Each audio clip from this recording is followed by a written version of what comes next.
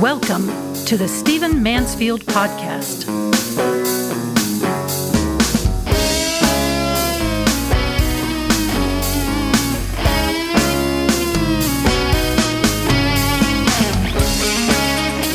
Welcome to the Stephen Mansfield Podcast. Great to have you with us. As always, let's get to it. I'm going to go on a bit of a rant in this podcast, but it is because I care about my country and I want to talk about a certain branch of the federal government. You know, when you look at what the Founding Fathers intended for our federal government, what you find quickly is that Congress was meant to be the most prominent, the most influential, the most authoritative part of our government, of the three part of our tripartite federal government, presidency or executive branch, Congress, and Supreme Court.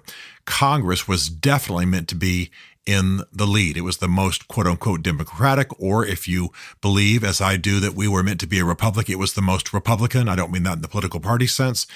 It was the most representative. It was the closest to the people.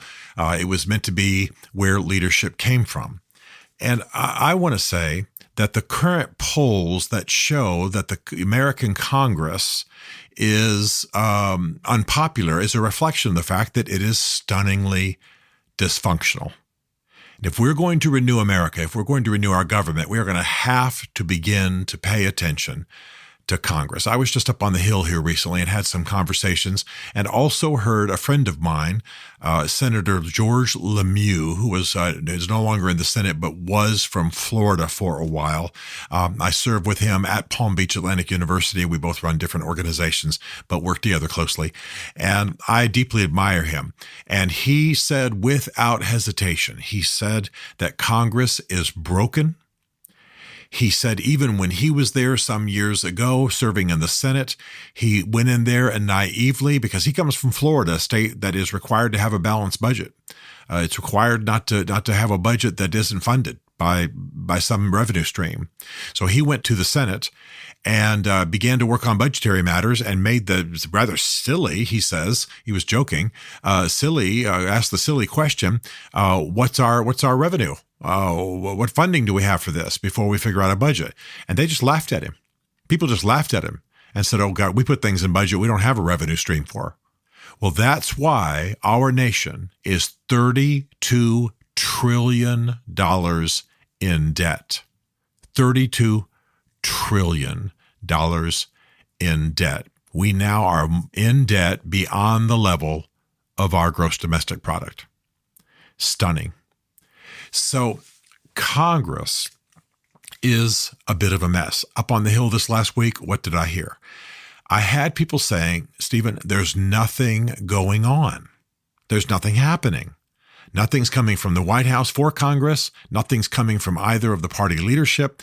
Nothing's happening. Now, of course, there are committee meetings and there's a lot of running around, but nothing is happening of any consequence. And yet we've got huge national issues to deal with, and yet nothing's happening.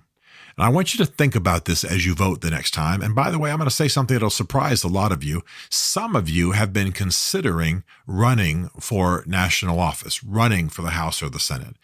And I want to encourage good people to get serious, to not just focus on what you might have to endure, the scrutiny you might have to endure, the expense you might have to endure. Of course, you want to make sure you can afford it. But we need good people in Congress. Congress is where the dysfunction is. Congress is where the breakdown is. Congress is where the slog is, the slowdown, the lag. Congress is where the lack of leadership is. And we've got an extremely dysfunctional Congress that runs, I'm not saying just occasionally goes into error, runs on dysfunction.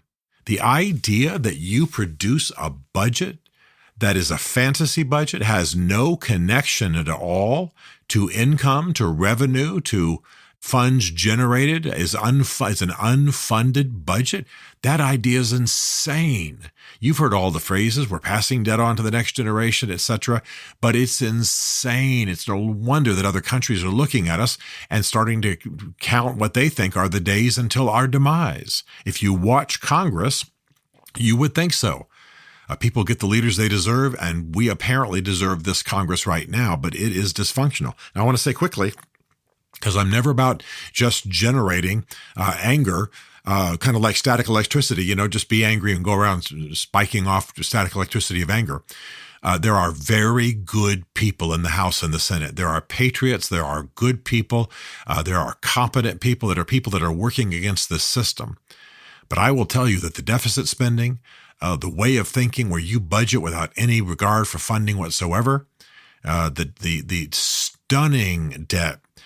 You can go online and just ask for a national debt counter, and you'll see a number of websites that are tracking the national debt almost down to the minute.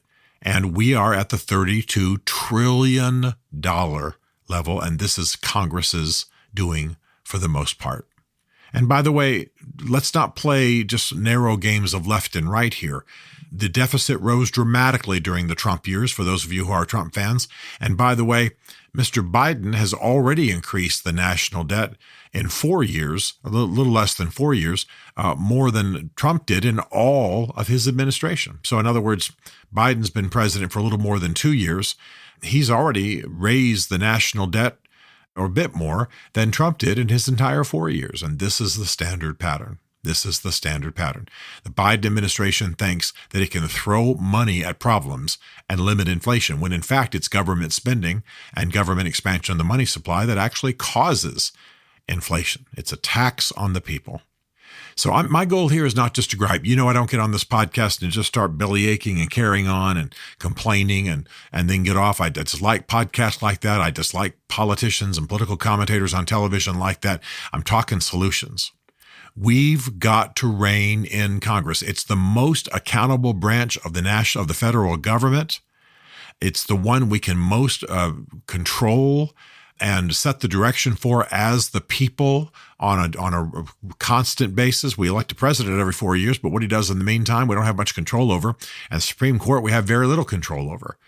But the Congress we can shape. And I got to tell you to sit up on the Hill and look good patriotic men in the face and women, and to have them look at me and say, Stephen, nothing is happening. We're in the doldrums. No leadership from the White House, little leadership from the tops of the parties, from the party leaders.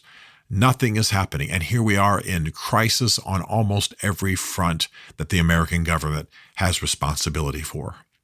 So mere bitching? No. But a radical suggestion. Some of you need to be running for office. Some of you are pondering it. You're thinking about it. And I'm saying to you, you need to run. You need to go. You need to do this. But for those of you who aren't called to run for office, I want you to be considering the impact we can have on our congressman. Your congressman lives close to you. Your congressman is callable. You can encounter that person at a speech. You can connect to their office. You can make your opinions known. We've got a stunningly ineffective Congress. It's expensive.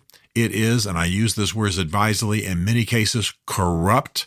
We all know the kind of insider trading, the knowledge of insider affairs that they then can invest and buy stocks according to. All of that people are trying to address, and there's constant resistance. I love my country. I love the genius of our tripartite federal government.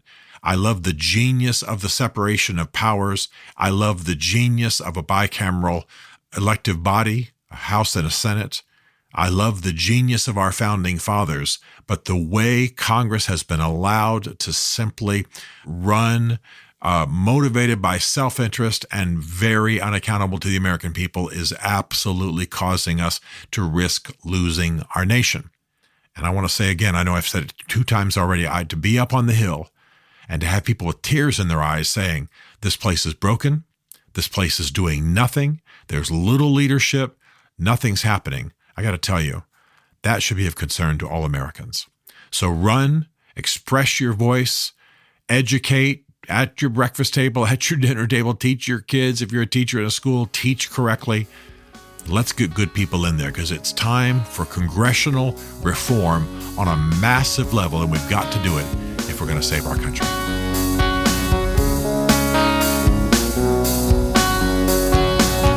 Stephen Mansfield is a New York Times best-selling author, a popular global speaker, Senior Fellow for Public Leadership at Palm Beach Atlantic University. His groundbreaking books on faith and society include The Faith of George W. Bush, The Search for God in Guinness, Mansfield's Book of Manly Men, and Lincoln's Battle with God.